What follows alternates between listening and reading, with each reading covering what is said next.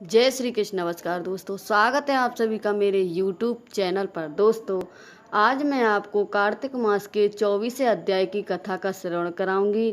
तो मेरी वीडियो को लाइक करें, शेयर करें और हमारे चैनल को सब्सक्राइब जरूर करें।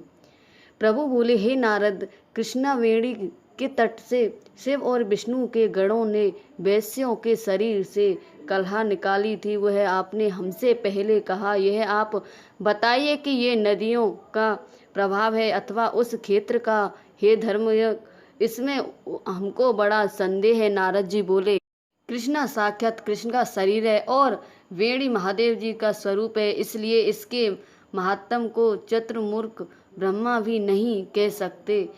तो मैं भी इसके विषय में कहूँगा, उसको सुनो एक बार।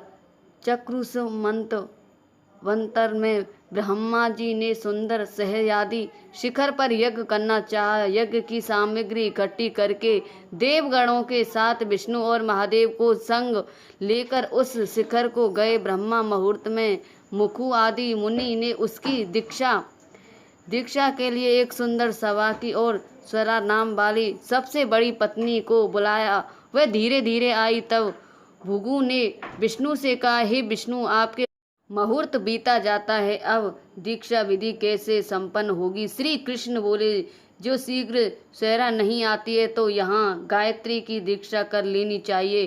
क्या इस पवित्र कार्य में यह उनकी स्त्री है? नारद ने कहा, शिव जी ने विष्णु के वचन को मान लिया। भृगु के इस वचन को सुन गायत्री को ब्रह्मा के दक्षिण भाग में बैठाकर दीक्षा विधि को प्रारंभ कर दिया। भृगु जी दीक्षा विधि कर रहे थे। स्वरा भी यज्ञ स्थल में आ गई और गायत्री को ब्रह्मा के साथ देख सौत के ईश्वरा से क्रोध कर बोली, यहाँ अयोग्य का पूजन होता है, वह पूज्यों का पूजन नहीं होता। वहाँ दुर्भिक्ष, मृत्यु, भय से तीनों वस्तु होती हैं। जो यह दक्षिण भाग में मेरे आसन पर बैठी है, इससे ऐसी गुप्त नदी बनेगी जो अदृश्य रहेगी। मेरे आसन पर तुमने दूसरी बैठा दी है, सो तुम भी जड़ बनकर नदी को जाओगे।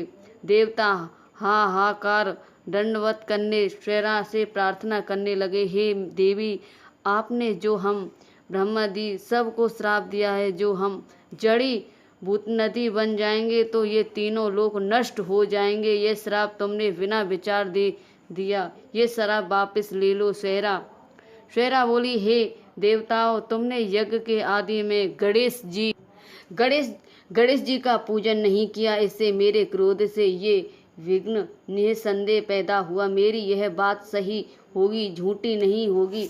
इससे अपने अंशों से जड़ी भूत होकर तुम सब नदी होवो और हम दोनों सौत भी अपने अंशों से नदियों होकर पश्चिम की तरफ बहेंगी। नारद जी बोले, हे स्वरा के वचन सुनकर ब्रह्मा, विष्णु, शिव ये तीनों सब जड़ी भूत होकर अपने अपने अंश से नदी हो गए। तब विष्णु कृष्णा नदी, शिव वेणी और ब्रह्मा कुमुदनी नदी हुए। ये सब अलग अलग नदी हुई। कृष्णा और वेणी की उपाख्याना को यो मनुष्य सुनेगा और सुनावे,